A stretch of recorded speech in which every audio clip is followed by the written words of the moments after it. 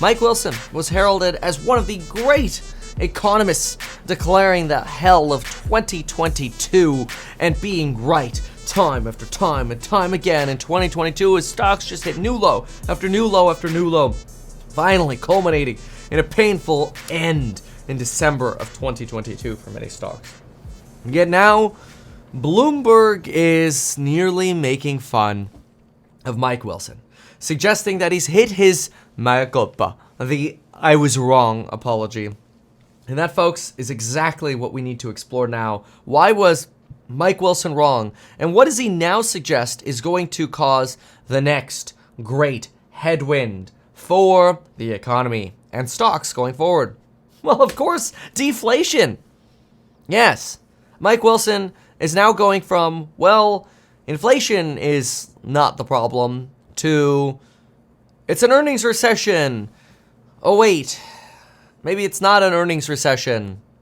Maybe it's actually a revenue recession that'll be driven by disinflation, which will be the true headwind. But he does admit in this piece that he was wrong. So let's evaluate what's going on with Mike Wilson. And let's give people credit where credit's due. Everybody can make mistakes. So this is by no means a hit piece on Mike Wilson. It's just to say, I love seeing the bears flip, because now we can finally get all on the same page and we can start looking forward at what potentially is actually a headwind. So, is that disinflation? And where does Mike Wilson say he was wrong? Well, we'll get to that in just a moment. Quick reminder, coupon code expiring tomorrow for the programs on Building Your Wealth. Massive expiration. We're looking at the Stocks on Site group, the How to Make More Money and Get SH90 Done Faster, but it's a productivity course, entrepreneur course. If you're an employee, it's great as well. The goal is increasing your income, right? 0 to Millionaire Real Estate, all these phenomenal programs, the shadowing, property management, all of a massive price increase tomorrow after that coupon expires, so stay tuned for that. Linked down below, or email us at staff@meetkevin.com to learn more. So what do we have here? Disinflation is now eating into sales growth, which means investors' focus is likely to shift towards top-line growers rather than just companies exhibiting cost efficiencies. So I wrote next to that, so like actual growth stocks.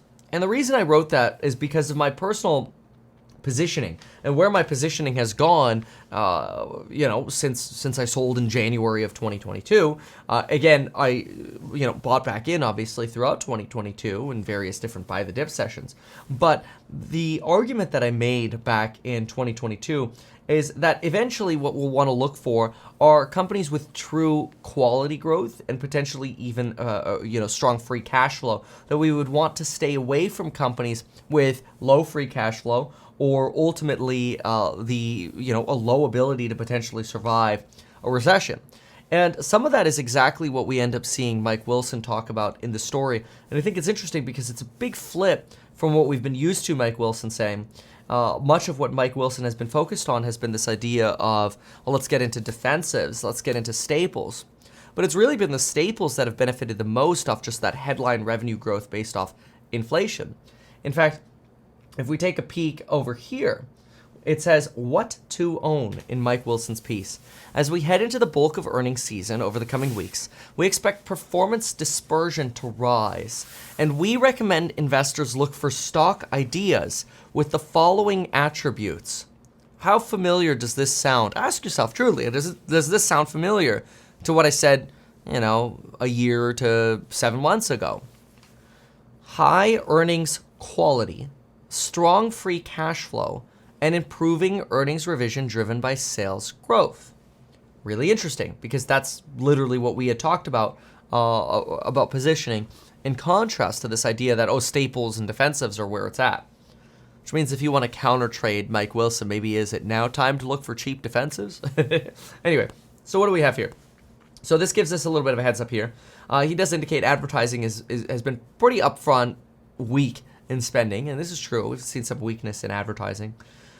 Cyclical housing headwinds are reaching a peak globally. And take a look at this. This is where he indicates that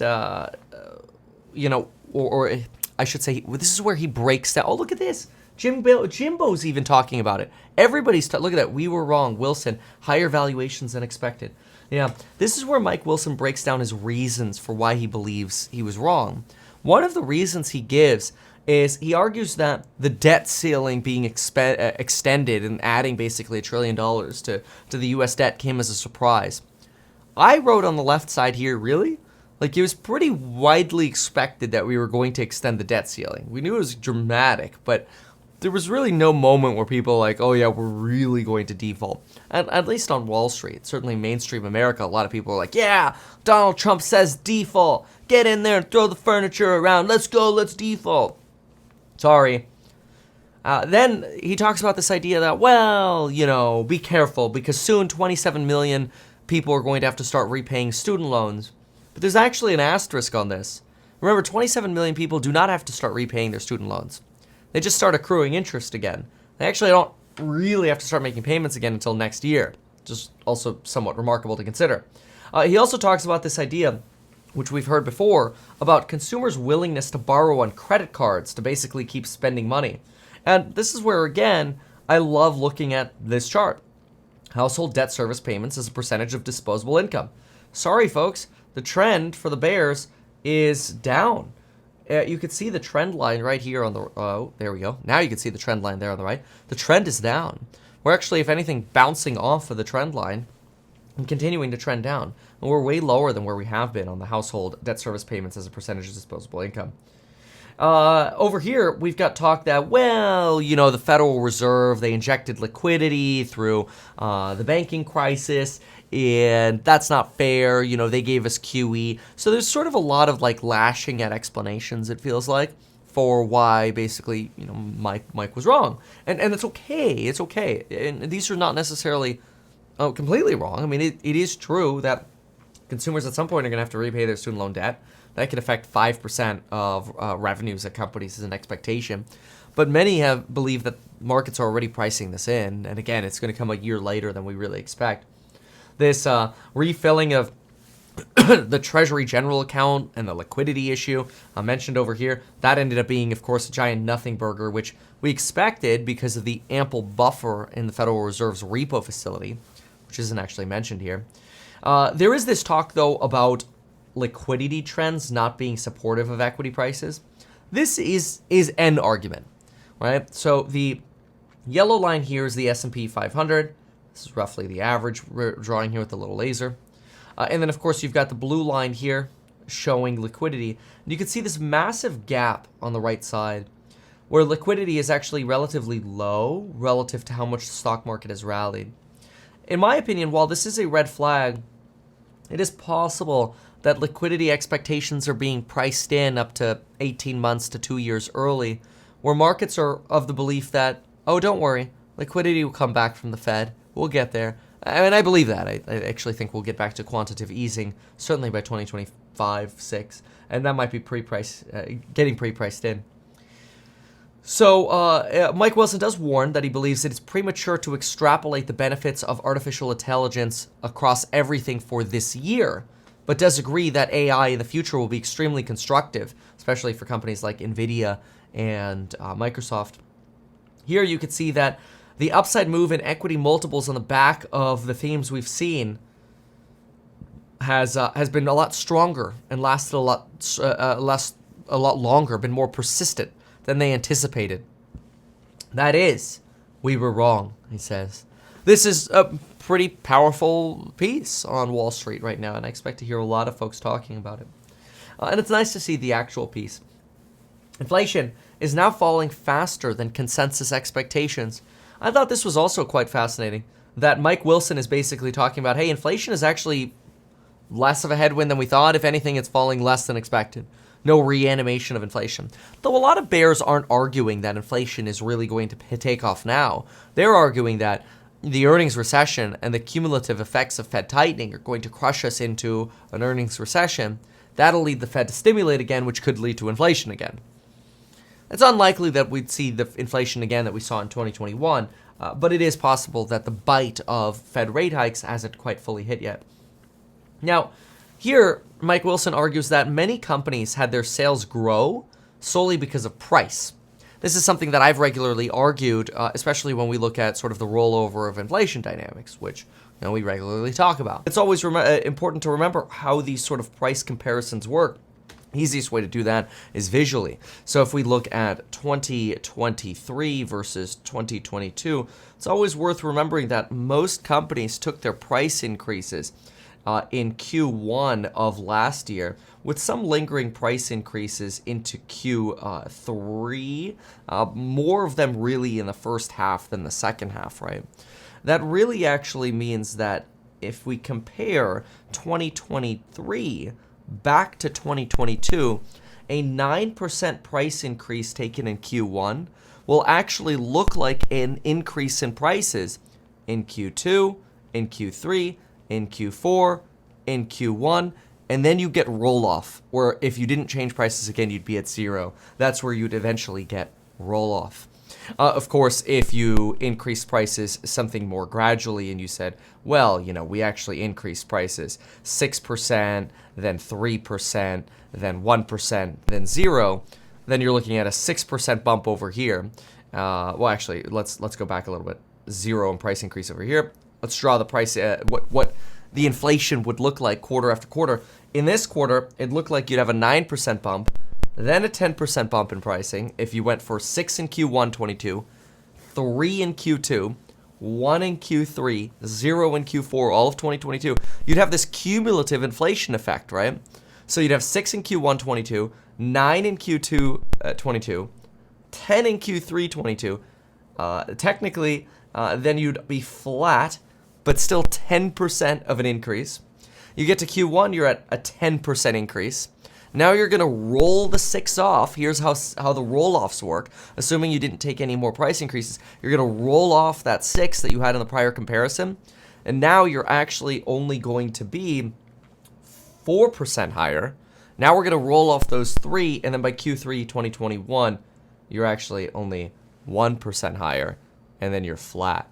So this is kind of how that roll-off looks. And it's unfortunate because for a lot of folks who were reading this sort of headline news on, Bloomberg or whatever, where there was talk about, hey, there's this massive fear that, wait a minute, we're going to end up with all of this inflation all throughout 2023 because look, Pepsi just raised prices in Q1, or Domino's raised prices 5% in Q1. No, they didn't. Those were year-over-year comparisons. So if we draw this in for exactly what Domino's is saying here, we're looking at expecting a 3.9 here, 3.9 here, and then we're getting down to 2% by that fourth quarter, right? So you're really getting this more of a corrected view of how we should actually be looking at inflation roll-off when we consider, okay, this is how roll-off is going to function. Unfortunately, and more people realized that in the first quarter, I think they would have invested in stocks more because we would have realized, oh, okay, inflation is gone. Now, that's exactly what we did, at least myself, because, well, in my opinion, it was pretty clear inflation was going away, but not because of lagging data coming to us from the Bureau of Labor Statistics or the Census Bureau, but rather, my favorite way to look at leading indicators of inflation is actually determining what are companies actually doing. And the best way to see what companies are actually doing is looking at those earnings calls and saying, okay, well, how are they behaving relative to what people expect? The rollover of inflation dynamics leads a lot of these stable companies, whether it's Pepsi or otherwise, to show more gains in revenue growth than they are probably justified to have. Now he indicates that those will be a material headwind if pricing power were to roll over for those companies. Now this is actually what I went on to call faux pricing power. We coined this term somewhere around January. And I said, faux pricing power is when sales are up because everybody's raising pricing. It's during an inflationary time. But in my opinion, true PP, true pricing power, is increasing sales relative to the competition. In other words, in your class, in whatever area or field that you're in, are you able to maintain margins and increase sales better than your competitors? That is true pricing power, in my opinion.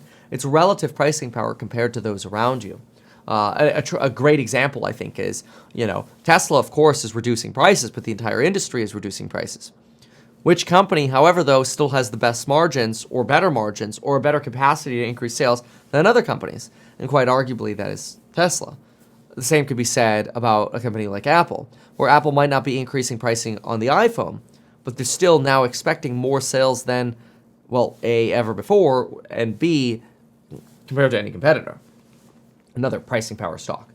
Okay, great. So the inflation-driven boom we pointed to at that time is now leveraging in reverse. And this is just a warning again for those staples and defensives, which is the opposite of what Mike has been recommending even up to potentially as recently as last week, where he still reiterated and doubled down on staples and defensives. So something worth keeping in mind on. This is a very big flip-flop. That sort of box of, here are the stocks we recommend. This chart actually is the chart that they've regularly pointed to. They have not. I find it incredible that they've kept it the same. Healthcare, staples, utilities, and still underweight discretionary and cyclicals. Okay, great. Let's keep looking at a couple more items here from what Mike Wilson has to say. There are a few more things in here that are quite interesting. So earnings revision breadth has decelerated over the past 2 weeks and is now at negative territory. In other words, expect more potential downward outlooks from companies, pessimistic, forward-looking guidance. I agree, actually, that guidance is going to be a big part of stock moves over the next few months as we get through not only this earnings season, but expectations for Q4. A lot of fear that Q4 will actually end up being where the yield curve finally bites and drives us into recession. So here's some charts talking about those consensus estimates falling. And what do we have here? Consumer finance net charge-offs are increasing with the low-end consumer being challenged. Card spending is slowing, but loan growth is still high because consumers are paying less of their loans off. This is, I put a little here because it's, again, when we look at the percentage of disposable income, it's not 100% true. However, it is true that there is a lack of price discovery in commercial real estate because so few are deciding to sell. That's actually one extra piece that I think is so interesting, is so many folks are worried about the impact of potentially a commercial real estate crisis and some kind of collapse in the real estate market because of commercial real estate. But what you're actually finding is because so few commercial real estate owners are selling, it's actually really hard to realize that there's any kind of office or commercial real estate collapse. Why? Well, because nobody's selling, or very few are selling. Like you're getting some San Francisco properties trading, very few otherwise because rates are quite high. Which obviously doesn't justify buying some of these larger properties at this point, unless you can get a really incredible deal. But sellers are still holding on to not necessarily wanting to give up their properties in commercial real estate for a great deal. That will change over time, but it's certainly coming a lot slower than expected. And Mike Wilson has a good point here that you could really delay this commercial real estate crisis, which we've already updated many valuations for these commercial properties where the equity is just getting written down, not to the point of actually calling for a debt crisis. We talked about this the other day where basically, if you have a $100 million building and it drops 40% in value and it's leveraged to 60%, well, then the bondholders or the note holders don't lose a dime. It's just the equity investor that loses money. Anyway, so I find that an interesting argument as well, though, from Mike Wilson here that, hey, everything's just going a lot slower than expected and things are just going better than expected. And therefore, Mike Wilson says and admits that he was wrong. So now we have to find a new bear to follow. Of course, we'll still read Mike Wilson's pieces and see if there's any kind of new flip-flop, but I find it very interesting. So that does it for this morning's Meet Kevin Report. I hope to be live a little bit later with more information and coverage. So that is the great Meet Kevin Report, brought to you once again today. Sorry for not being here yesterday. Appreciate you. We'll see you in the next one. Jumping over to the course member live stream now. Now, I want you to know this. When it comes to AI, time is what's going to make you money. And if you can prove that value to an employer, you'll always be able to be employed. So this is another way of making sure that you don't get replaced by